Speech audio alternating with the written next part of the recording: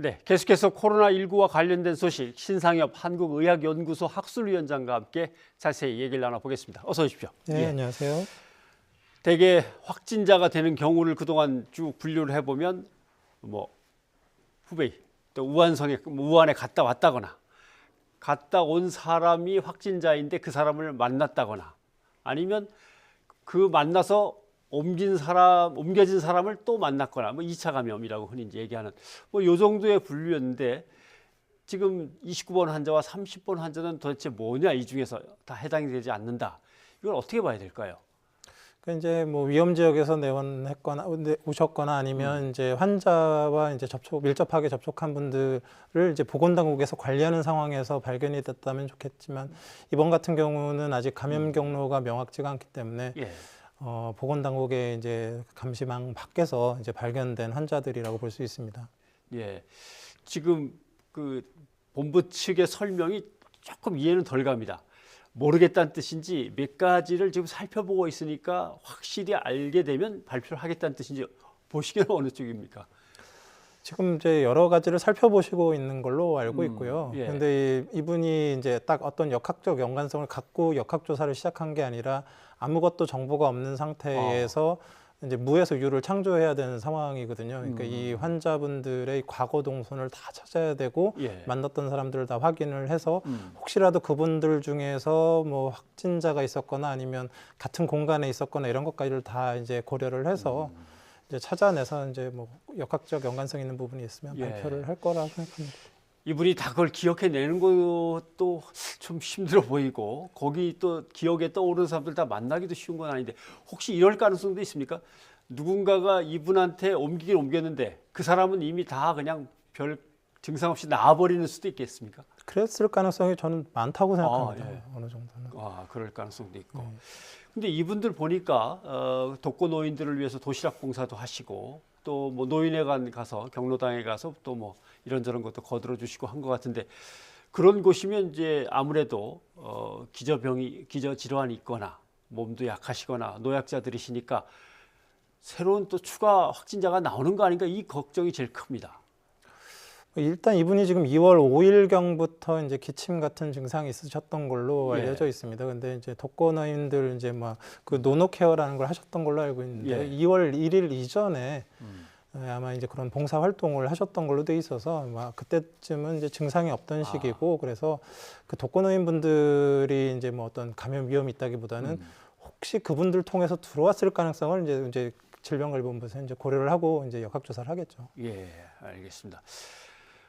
이런 경우 이제 29번 환자, 30번 환자로 정해져 있습니다만 이제 남편과 부인인데 어쩌면 30번 환자가 더 먼저 감염이 되어서 전파한 다음에 나중에 확진된 이런 상황도 있을 수 있는 건가요? 지금 증상 차이가 하루 정도 나는 것 같거든요. 이런 경우는 뭐 잠복기 차이에 의해서 사실 30번 환자가 먼저 감염됐을 가능성도 있다고 생각합니다. 예, 그렇게 알겠습니다.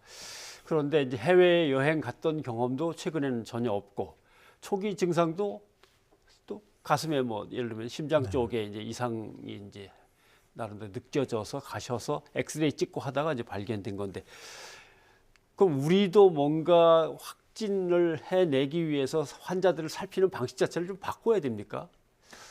지금 그 코로나19가 이제 과거의 사스와 메르스와는 조금 다른 제가 보기엔 임상 양상이 크게 두 가지 정도가 지금 보이는데요. 하나는 증상이 심하지 않을 때도 제법 전파력이 강한 것 같고요. 또 하나는 폐렴이 생기긴 하는데 생각보다 심하지 않습니다.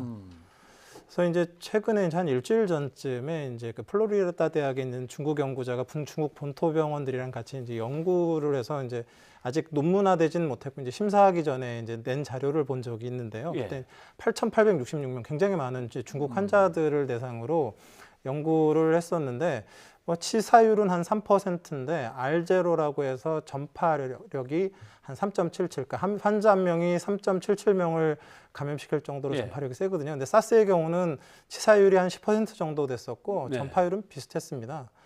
그래서 이제 이걸 좀 살펴보게 되면 또 임상 양상을 봤더니 폐렴 환자를 주로 이제 전수조사를 해서 지금 이제 확진 환자를 발표를 하고 있는데 중국 예. 같은 경우는 중증 폐렴이 한 4분의 1밖에 안 되고요. 아, 나머지 4분의 3은 굉장히 경미한 폐렴을 보이고 있습니다. 예. 그러니까 과거 사스 메르스 때는 굉장히 폐렴이 심했던 그런 상황인데, 그러니까 이게 어떤 걸로 이제 추측이 되냐면 이 환자가 조기 증상기, 그러니까 조기 증상기에는 이제 바이러스를 배출하는 양도 적기 때문에 상대방한테 감염을 시켜도 중증 감염을 시키기보다는 경증 감염을 시킬 가능성이 많습니다. 예. 그래서 그런 식의 경증 감염들에 의해서 이렇게 이제 전파가 되면서 전파력은 굉장히 크지만 예. 중증도는 사스에 비해서 떨어지는 이제 그런 양상을 보이고 있는 것 같고요. 그 국내 얼마 전에 질병관리본부에서도 28명을 분석을 해서 봤더니 한 3분의 2 정도에서 폐렴이 보였거든요. 예. 근데 그분들 폐렴 뭐 지금 알려져 있지만 굉장히 경미합니다. 그래서 지금 그 제가 보기에는 이제 응급실에서 요번에 고대병원 응급실에서 굉장히 잘 이제 그걸 감별해내셨는데요. 증상이 심하지 않더라도 폐렴이 심하지 않더라도 뭔가 좀 그 CT를 찍으면 이제 세균성 폐렴과 바이러스 폐렴 좀 구분이 되거든요. 아, 예. 그래서 그런 뭔가 좀 의심이 되는 환자 같은 경우는 좀 더 적극적으로 코로나19에 대한 검사를 하는 것이 좋겠다는 생각이 듭니다. 예. 그게 이제 중국 당국이 나중에 꺼내 들었던 뭐 임상적으로라도 일단 아무튼 뭔가 의심스러우면 검사해라. 이제 그게 그 모양이군요. 비슷한 얘기인 것 같습니다. 이제 뭐 증상이 심하지 않더라도 이제 환자들이 많이 발생을 하다 보니까. 예, 알겠습니다. 그런데 그 지난번에 이제 얘기 나눌 때 14일을 넘겨서 진단을 받은 이제 환자가 있었습니다. 근데 이제 아마 오늘 퇴원하는 것 같은데 또 퇴원은 되게 빨리 했습니다. 발견되자마자 치료받은 걸로는 가장 짧게 치료받고 얼른 퇴원을 해버리는 케이스입니다. 이렇게 되면은 이거는 말씀하신 대로 뭐 진통제나 아니면 다른 걸 먹었기 때문에 못 느껴서 그렇지 14일 이내에 나온 걸로 봐야 됩니까? 지금 이제 제 판단으로는 이제 3번 환자분한테서 감염이 됐을 걸로 보이고요. 예. 감염된 이후에 아예 증상이 없었거나 증상이 있었더라도 소염 진통제를 드셨기 때문에 증상이 나타나지 않은 상태로 경미한 감염 상태로 있었던 상태에서 이제 계시다가 격리가 해제되는 즈음 이미 이제 병에서 다 나을 즈음에 검사를 해서 이제 좀 아주 경미한 양성 결과가 나왔었고 결국은 이분은 회복기 환자였기 때문에 치료를 했다기보다는 관찰해서 안전성을 담보하고 지금 퇴원하시는 거라고 볼 수 있습니다. 네, 알겠습니다. 그래서 한때 긴장했었습니다. 28번 환자시죠. 14일이 아니라 16일까지 간 거 아니냐 했는데 결국 그렇게 판단하는 거군요. 알겠습니다. 그래서 저는 또 하나의 걱정은 바다 위에 떠 있는 우한이라고 흔히 부릅니다만 일본의 크루즈선 99명 확진자가 또 나왔습니다. 그러면 전부 다 454명의 감염자가 배에 타고 있는데 뭐 맨 처음에는 함께 모여서 식사도 하고 뭐 어떤 모임도 있었을 수 있지만 화면에서 우리가 보면 다 방마다 이렇게 들어가 있는데도 이렇게 자꾸 늘어나는 건 뭐 때문에 그럴까요? 지금 뭐 그 안은 지금 제가 보기에는 그냥 계속 위험성이 상존하는 상태고요. 결국은 코로나19는 호흡기 비말과 이제 접촉 감염으로 이제 감염이 되는데 뭐 호흡기 비말이야 뭐 마스크 잘 쓰고 하면서 어느 정도는 막을 수 있지만 접촉 감염은 아무리 소독을 열심히 해도요. 그 안에 확진자가 있으면 계속 뿌리고 다니면서 바로 오염을 시키기 때문에 거기에 있는 분들이 만지는 무슨 선반이든 손잡이든 무슨 계단 난간이든 모든 것이 다 지금 감염원으로 작용을 하고 있을 상황이라서 사실 뭐 그 안에서 나오기 이전에는 위험해서 지금 빠져나오지 못하는 상황이라고 봅니다. 예.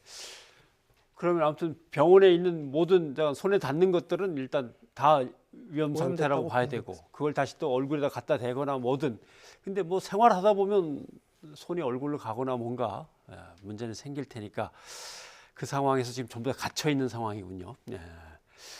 그러면 이제 뭐 미국은 한 300명 전 세계로 실어 갔다 그러고요. 우리도 만약에 원하는 사람이 있다면 준비를 해야겠다라는 얘기는 나옵니다.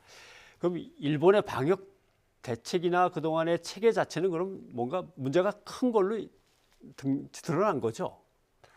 글쎄 뭐 지금 일단 크루즈선은 해결이 안 되고 있는 상태고요. 그 와중에 이제 지역 사회의 감염 경로가 불명인 그런 이제 그 환자들이 계속 늘어나고 있으면서 이제 지금 일본 방역 당국이 이제 큰 시험대에 올라와 있는 상태라고 볼 수 있습니다. 예. 그 배에 있는 사람 혹시 우리가 실어 오게 되면 무조건 14일 격리 시켜야 됩니까?